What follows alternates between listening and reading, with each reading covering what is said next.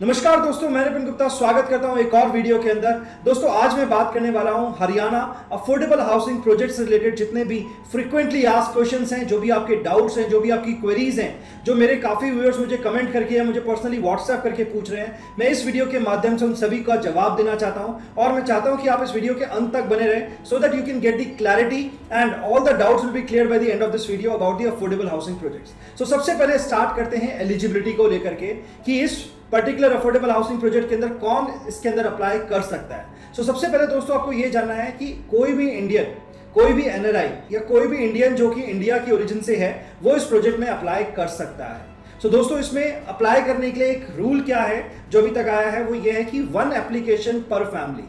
आप और आपकी वाइफ एक फैमिली कहलाते हैं। आपके बच्चे अगर 18 साल से कम हैं तो वो भी आपकी फैमिली का पार्ट रहते हैं, यानी आप उन सबके नाम से केवल एक ही फॉर्म भर सकते हैं। अगर आप का बच्चा 18 साल से ऊपर है तो आप उसको एक डिफरेंट एंटिटी काउंट कर सकते हैं।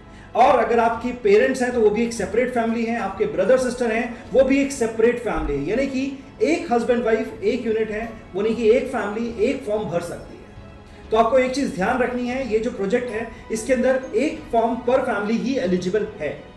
बाद में हम बात करेंगे इससे रिलेटेड और भी बहुत सारी क्वेरीज हैं। अब बात कर लेते हैं क्या प्राइसिंग रहती है। Now the point of price comes, ये प्रोजेक्ट आपको जनरली 24 से 28 लाख रुपए के बीच में मिल जाते हैं। अगर मैं एक स्क्वायर फुटेज की बात करूं, generally 4200 rupees per square foot का एक प्राइस जो गवर्नमेंट ने तय किया है। पहले ये प्राइस 4000 रुपए होता था, due to the price hike 4200 रुपए, 200 रुपए स्क्वायर फुट का प्राइस हाइक गवर्नमेंट ने किया है पिछले 1 से 1.5 साल के अंदर।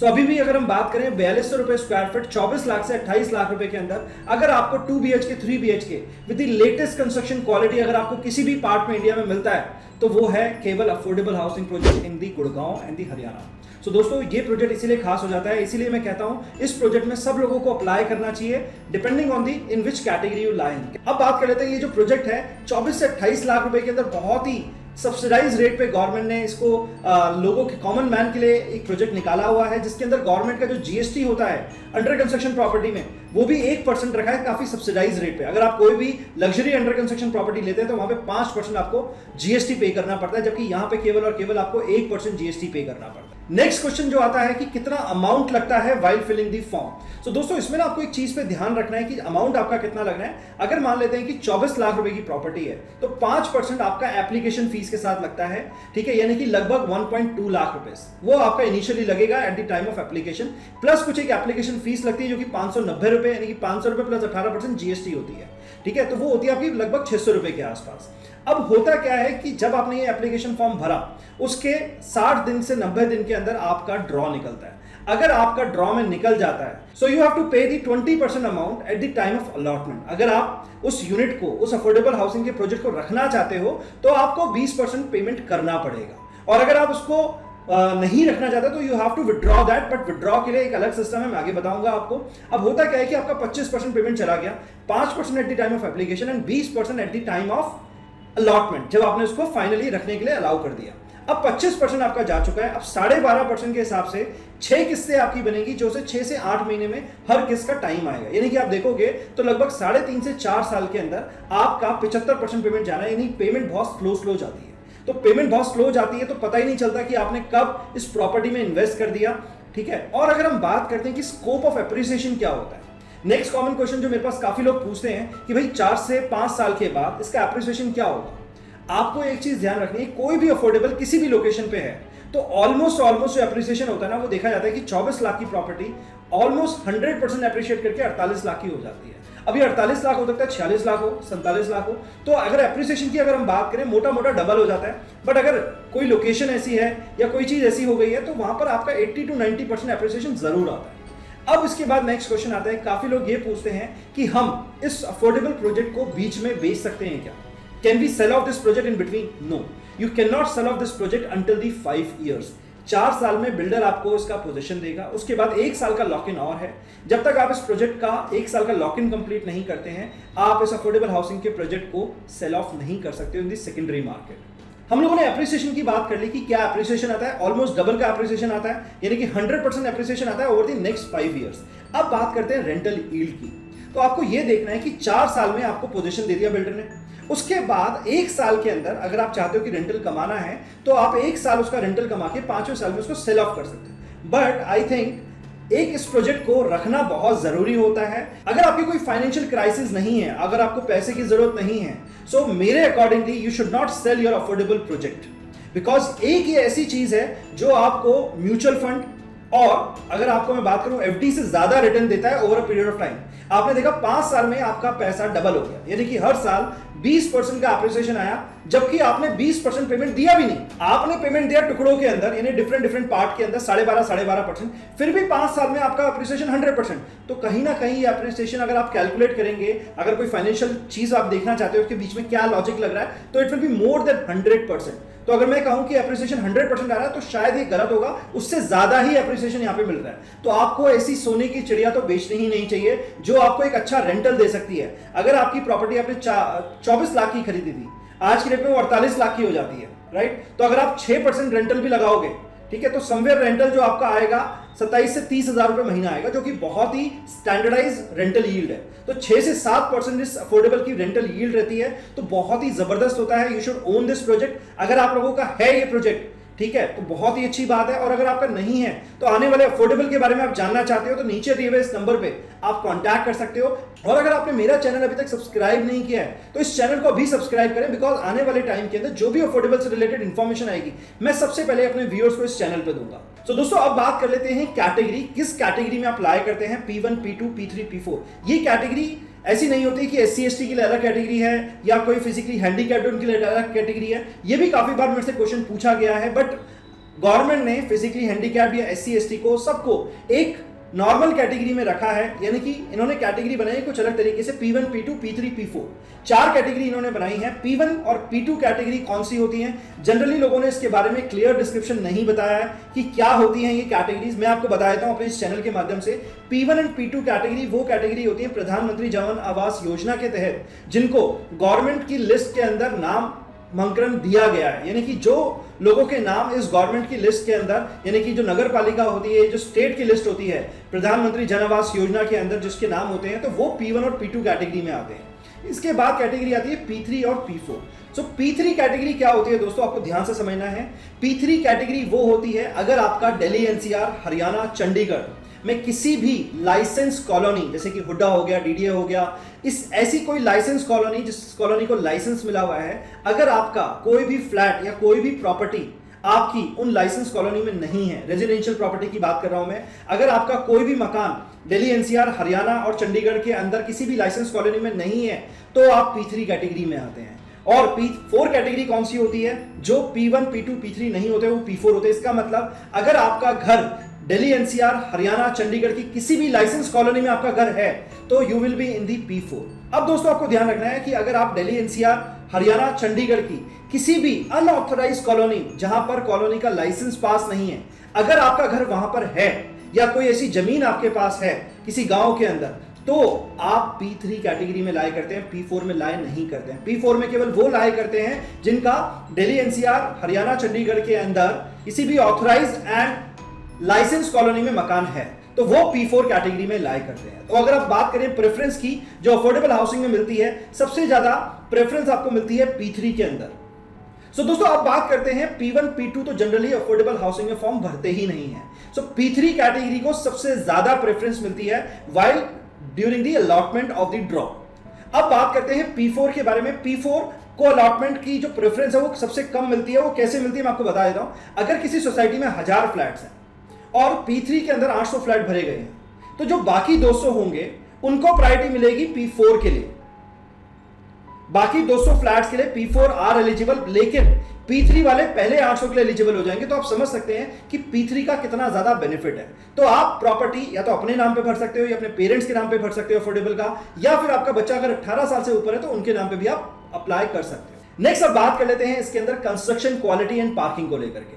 दोस्तों कंस्ट्रक्शन क्वालिटी एंड टाइप बहुत ही जबरदस्त होती है, इसमें माइवन कंस्ट्रक्शन बिल्डर यूज करता है। माइवन कंस्ट्रक्शन से क्या होता है कि आपका जो प्रोजेक्ट है 4 साल में इजीली डिलीवर हो जाता है, बिकॉज ये फास्ट होता है, इफेक्टिव होता है, उसके काफी ज्यादा बेनिफिट्स होते हैं। अगर आप जानना चाहते हो कि माइवन कंस्ट्रक्शन क्या होता है तो डिस्क्रिप्शन में एक लिंक है, वहां पे मैंने एक वीडियो बना रखा है, माइवन क्या होता है, माइवन के बेनिफिट्स क्या होते हैं, और आई बटन में भी उसका मैं लिंक अटैच कर दूंगा, so you can watch that video from there.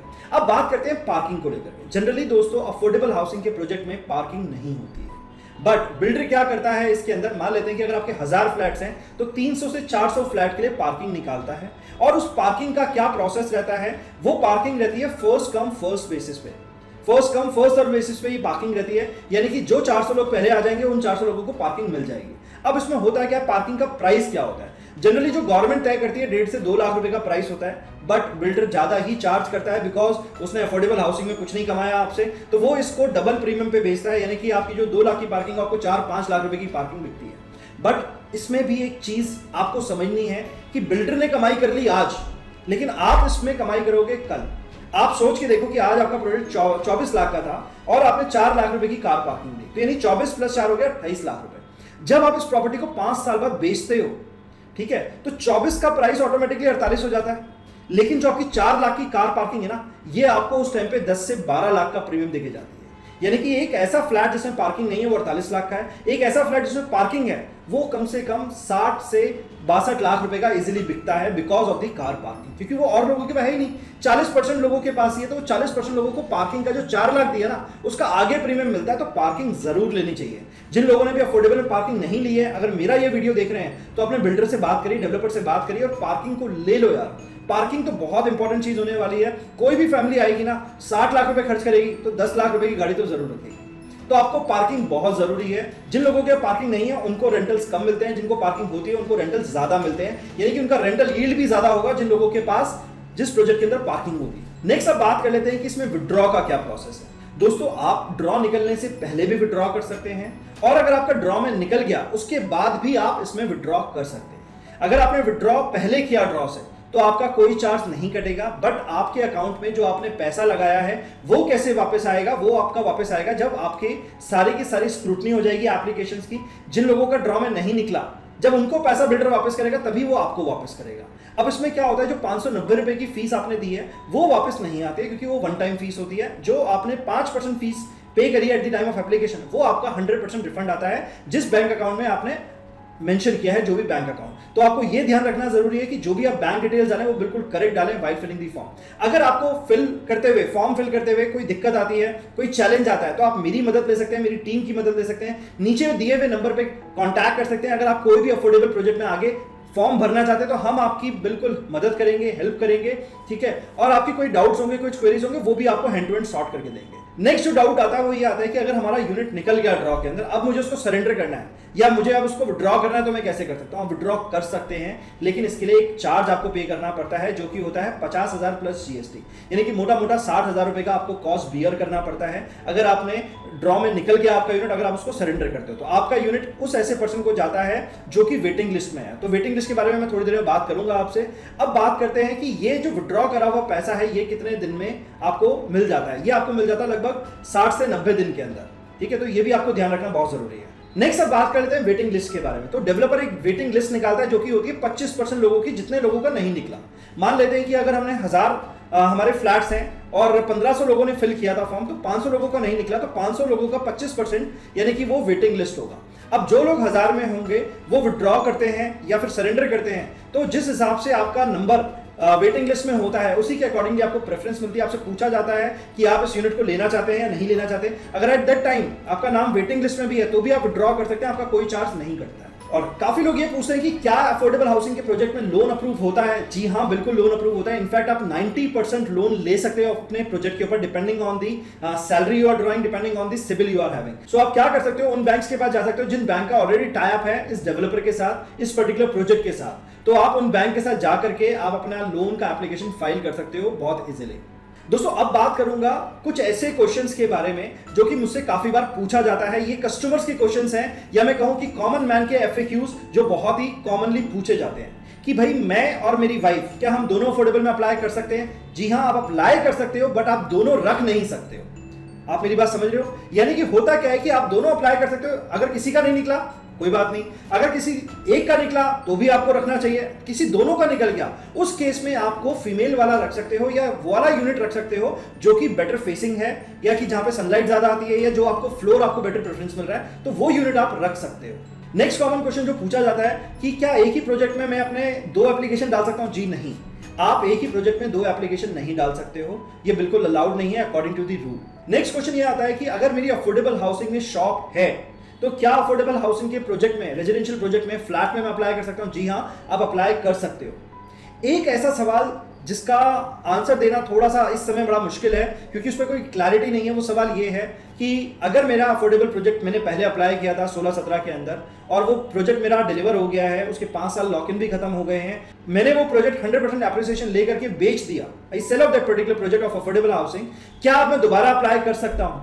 देखो, अकॉर्डिंग टू दी नॉर्म्स आपका जो आधार कार्ड लिंक होता है, पैन कार्ड लिंक होता है, तो कहीं ना कहीं रजिस्ट्री में वो सारी चीजें क्लियर हैं, बट अभी ये ग्रे पार्ट है, इस पे क्लैरिटी नहीं है कि क्या आप अप्लाई कर सकते हो या नहीं कर सकते हो। तो आने वाले टाइम में अगर कुछ ऐसा होगा तो मैं सबसे पहले अपने व्यूअर्स को इस बारे में बताऊंगा। तो अगर आप मेरे चैनल पे पहली बार आए हो, मेरे साथ जुड़ना चाहते हो, तो मेरे चैनल को सब्सक्राइब करो। वीडियो अच्छा लग रहा है कि इंफॉर्मेशन आपको जो दी जा रही है वो हेल्पफुल है, जो आपको आगे काम करेगी अफोर्डेबल में फॉर्म्स भरने में या किसी भी टाइप के अफोर्डेबल को रखने के लिए, ठीक है, तो आप इस चैनल को सब्सक्राइब कर सकते हो, लाइक कर सकते हो। नेक्स्ट बड़ा ही जो कॉमन डाउट लोगों के दिमाग में आता है कि क्या अफोर्डेबल हाउसिंग में पावर बैकअप मिलता है? जी हां, आपको पावर बैकअप मिलता है, आपको लेना पड़ता है पावर बैकअप, वो चार्जेस अलग होते हैं। नेक्स्ट जो काफी लोग पूछते हैं कि इलेक्ट्रिसिटी का कितना लोड अलाउड होता है पर flat, so that is 2 kilowatt. अगर हम एक 2 BHK की या 3 BHK की बात करें तो 2 kilowatt is more than sufficient, जिसमें आप अपने normal working AC fridge apply चालू कर सकते हो, कोई दिक्कत नहीं है। नेक्स्ट जो पूछा जाता है कि काफी लोग ये पूछेंगे सर इसमें मेंटेनेंस कितनी रहती है? तो जनरली जो आपको स्क्वायर फुटेज एरिया मिलता है 650 स्क्वायर फुट का एरिया मिलता है, ठीक है, और आपका बालकनीज का जो एरिया मिलता है, तो जो आपकी मेंटेनेंस होती है 2.5 से 3 रुपए की होती है, लगभग आपका 1800 से 2000 रुपए का मेंटेनेंस रहता है। बट आपको एक चीज ध्यान रखनी है, पहले 5 साल आपकी कोई भी मेंटेनेंस नहीं लगती है, ये गवर्नमेंट की तरफ से एक फीचर आता है। बिल्डर अपने जो बुकलेट होती है, इनिशियली इनॉग्रेशन बुकलेट होती है, उसमें मेंशन करता है कि पहले 5 साल की मेंटेनेंस फ्री, तो पहले 5 साल की maintenance from the day of booking है। ऐसा नहीं है कि आपको जिस दिन पोजीशन मिल गया वहां से 5 साल फ्री है, वहां से केवल 1 ही साल फ्री मिलता है। तो आपको जो मेंटेनेंस होता है लगभग देना पड़ता है 1.5 से 2000 रुपए पर फ्लैट पर मंथ। सो दोस्तों, ये कुछ कॉमन सवाल हैं जिनके मैंने जवाब दिए आपको अफोर्डेबल हाउसिंग से रिलेटेड। अगर आपके इसके अलावा भी कोई क्वेरीज हैं, कोई डाउट्स है, तो आप मुझे कमेंट्स में लिख सकते हैं। दोस्तों, अगर आपको लगा कि इस वीडियो के अंदर मैंने आपको clarity the about the affordable housing, तो इस वीडियो को लाइक करिए, इस वीडियो को शेयर कीजिए उन लोगों के साथ जो लोग प्लान कर रहे हैं अफोर्डेबल हाउसिंग के प्रोजेक्ट में इन्वेस्ट करने के लिए। और दोस्तों, आप मेरे साथ जुड़ना चाहते हो गुड़गांव के लेटेस्ट रियल एस्टेट अपडेट्स के लिए और जानना चाहते हो कि कौन से अफोर्डेबल हाउसिंग के प्रोजेक्ट आने वाले हैं या कौन से अफोर्डेबल हाउसिंग में आपको अप्लाई करना चाहिए या किन अफोर्डेबल हाउसिंग से बचना चाहिए, सो आप मेरे साथ जुड़ सकते हैं। मेरे एक व्हाट्सएप इन्फो ग्रुप डिस्क्रिप्शन में मैंने दे रखा है, आप उस व्हाट्सएप इन्फो ग्रुप के साथ ज्वाइन कीजिए, मेरे साथ कनेक्ट कीजिए। कोई भी डाउट्स आते हैं, क्वेरीज आते हैं, आप मेरे से व्हाट्सएप पे भी कनेक्ट कर सकते हैं। प्लस आप मेरे इस चैनल को सब्सक्राइब कीजिए ताकि आने वाली ऐसे ही इंपॉर्टेंट वीडियोस आपसे मिस ना हो और सबसे पहले इंफॉर्मेशन आपको मिले, ताकि आप सबसे पहले एक्शन लेकर के अपनी लाइफ में आगे बढ़ सके औरों से पहले। So this is Vipin Gupta signing off. Thank you, bye bye, take care.